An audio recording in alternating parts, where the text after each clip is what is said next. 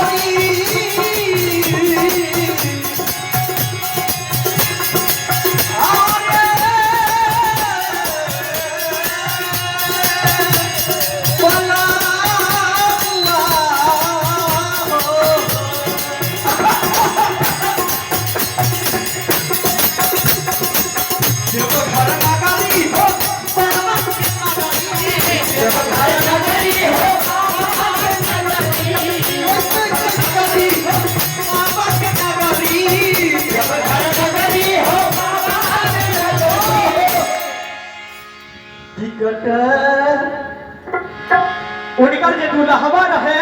सेम हमार गणेश चाचा के तरह रहे और जब तक ओकरा खोजारी नहीं दिहले तब तक वो सुने लगा वही द्वारे वही भाव में ओ औरतिया कहा दिया कि ए बलमुआ सुना तो सुना और नहीं तो छोड़ी हमरे धरादी बलमुआ रेलगाड़ी देवघर जाई के और संगे हम बच्चों के दे दी ना रखबा तर दे दी हम जाई और बाबा के सावन के सोमवारी में देवघर में जल चढ़ाई जाए के हाँ ताकि अभी तक 80% मर्द जनानी के बाद करे के पड़ेला उनका ना करी तो घर में चूल्हा चौका बंद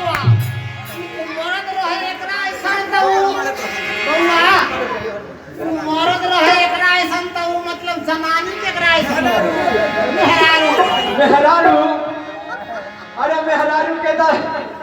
केकरो जोड़े नहीं खेला किया ताकि वो छपरिया रहे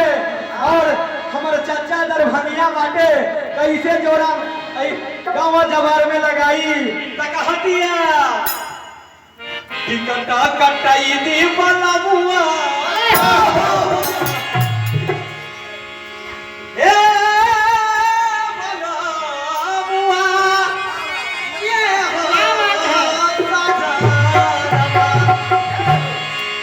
टिकटा कटाई दी बलमुआ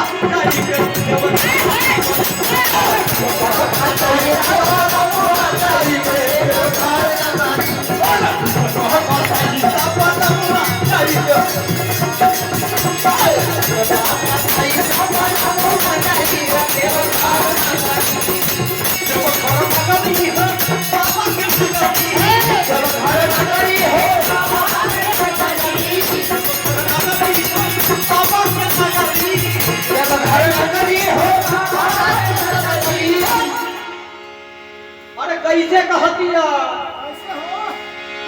पैर पकड़ के ना मनवा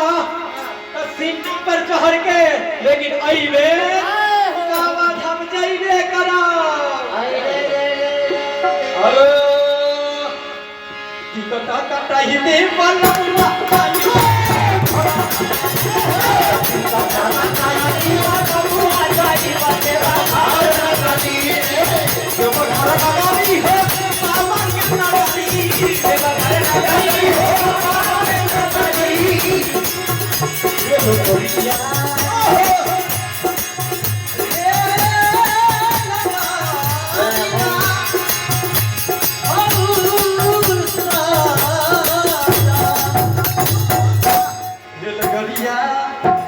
बेलगरिया खरीदी पले